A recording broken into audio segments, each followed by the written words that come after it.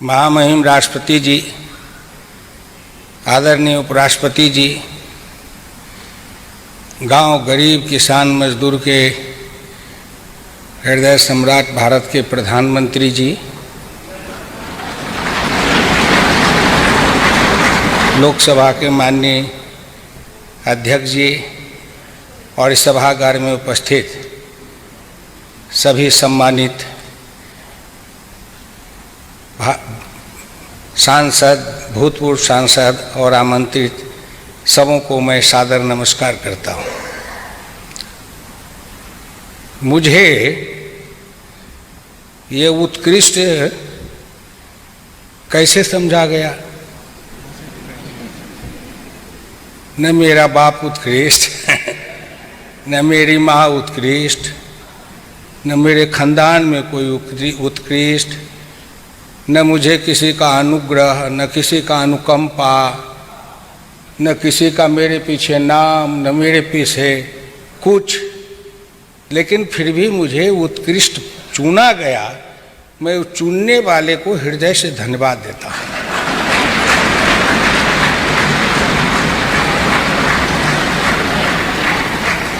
भाई, आपने ये गांव के कीचड़ में से हीरे को कैसे पहचान लिया? अब तक तो कितने पांव लगे, कितने ठोकर लगे, कितने अपमान सहे, लेकिन जब मैं बैठा करता था तो मेरी पत्नी मुझे कहा करती थी कि आपको कभी उत्कृष्ट सांसद का पुरस्कार मिलेगा, कोशिश करिए। तो मैं कहता था मैं कोशिश क्या करूँगा, क्योंकि वो भी राजनीति में है, वर्षों से सक्रिय रही। हम शंकर पार्वती जी के जैसे संवाद करते रहते हैं। तो मैंने कहा चलो काली माई सोचेगी तो कर देगी। मैं उनकी पूजा करता हूँ, मेरी कुल देवी है। लेकिन जब सिल्लीगुड़ी के एक मजदूर मुसलमान भाई को पद्मश्री की पद्म भूषण का सम्मान मिला, तो उस दिन मेरे मन में ये भाव जगा कि अब मैं उत्कृष्ट सांसद का पुरस्कार अवश्य ले लूंगा।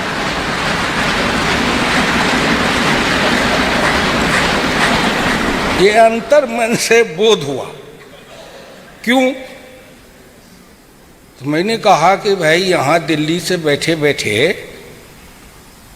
प्रधानमंत्री जी और ये पद्म पुरस्कार देने वाले जो लोग होते हैं, उनकी दृष्टि वहाँ सिल्लीगुड़ी के एक चाय बागान के एक गरीब निर्धन मुसलमान के को देख लिया, चुन लिया इतनी दूर से। तो मैं तो उनके पास हमेशा रहता हूँ, मुझको कैसे नहीं देखेंगे?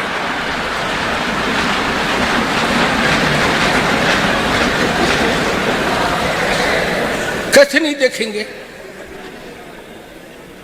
लेकिन साहब, मैं धन्य भाग्यशाली हूं कि आखिर मुझे देख लिया गया। और आज मेरे गांव के लोग टीवी पर देख रहे होंगे, उनकी छाती कितनी फूलती होगी।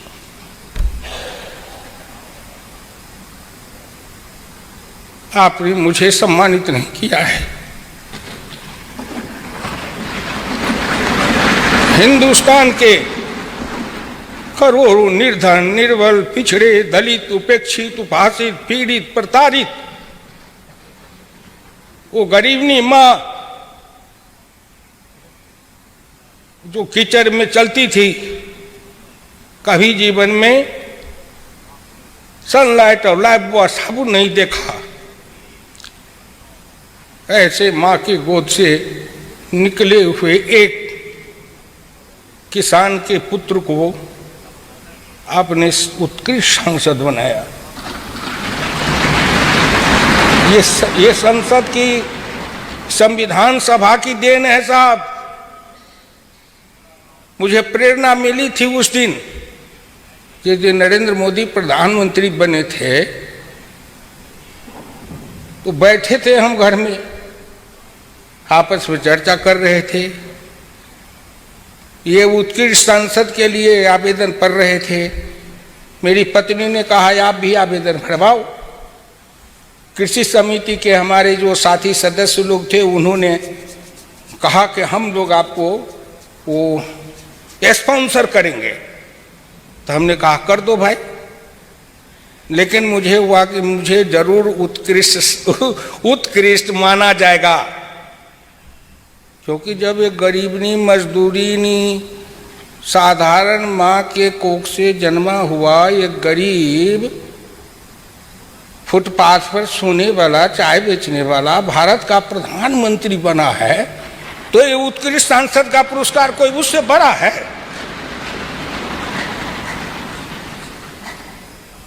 मुझे क्यों नहीं मिल सकता है? ये जो हमारे अंदर भाव जगते हैं, प्रेरणा, ये लोकतंत्र की देन है। भाई राजनाथ जी बैठे हैं, जब ये अध्यक्ष थे उत्तर प्रदेश के, तो मैं इनके साथ कार्यक्रम में ले जाते थे मुझे घुमाने के लिए।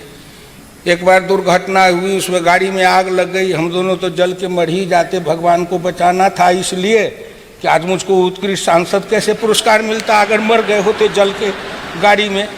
ईश्वर की कृपा थी।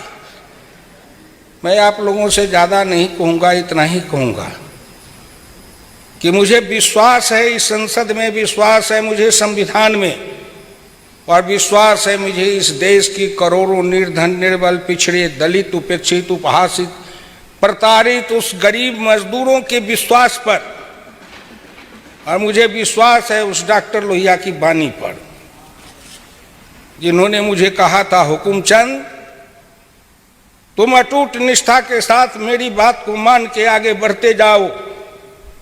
एक न एक दिन आएगा जब हिंदुस्तान में किसी गरीब, निर्धन, निर्बल माँ के कोख से जन्मा हुआ अति पिछड़ा का बेटा भारत का प्रधानमंत्री बन सकता है। मुझे यहाँ तक लाने में बहुतों का योगदान है साहब, आपको असंभव होगा। मैं तो 1950 का संघ का स्वयंसेवक हूँ, और मेरे उम्र के तो स्वयंसेवक मिलेंगे भी नहीं, क्योंकि मैं 1950 में संघ का स्वयंसेवक बना। और मेरी विडंबना देखे कि मैं संघ का स्वयंसेवक था, रोज दोनों शाम सखा जाता था, और कॉलेज में समाजवादी युवजन सभा में मंच पर से मैं डॉक्टर लोहिया का झंडा लेके चलता था। और न मुझे समाजवादी पूछते थे कि संघ के स्वयंसेवक हो, कैसे यहाँ आते हो। और न संघ का स्वयंसेवक कोई पूछता था कि आप समाजवादी पार्टी में जाते हो, यहाँ क्यों आते हो। दोनों में कोई नहीं पूछते थे। आज़ादी के साथ मैं काम किया। मैं प्रार्थना करूंगा, धन्यवाद दूंगा कि मेरे ऊपर डॉक्टर लोहिया और चौधरी चरण सिंह जी हैं, और एक कर्पूरी ठाकुर बिहार के थे, निर्धन, निर्बल, मजदूर, बासी भात खाने वाला नाई का बेटा, वो मेरे साथी और बिहार के नेता थे। उनके साथ साथ मुझे पंडित दीनदयाल उपाध्याय के भी जीवन का मेरे ऊपर बहुत असर पड़ा। मैं उनकी गरीबी में रहते हुए उन्होंने जो देश को एक प्रकाश दिया था, रोशनी दी थी हिंदुस्तान के अंदर, उन्होंने एक जमात खड़ा की थी, उसके लिए मैं उनका मेरे ऊपर असर है।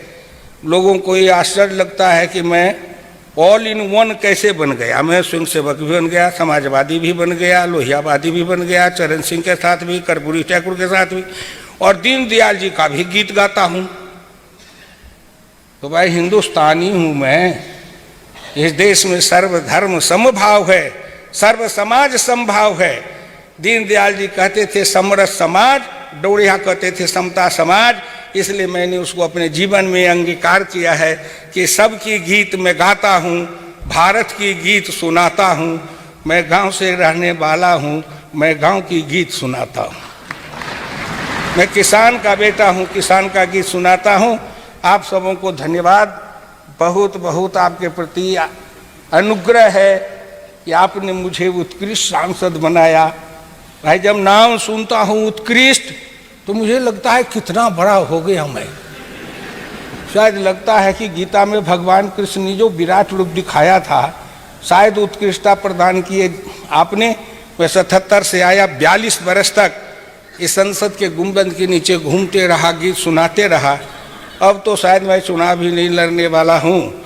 जीवन के इस अंतिम चरण में 42 बरस तक इस संसद में रहने के बाद अंतिम में अपने उत्कृष्टता का पुरस्कार देकर के जो विदाई समारोह में मुझे सम्मानित किया है, इसके लिए मेरा समाज, मेरे क्षेत्र के मधुबनी के गांव के गरीब किसान सभी आपके लिए अनुग्रहित रहेंगे साहब, सभी आपके लिए अनुग्रहित रहेंगे। बहुत बहुत धन्यवाद।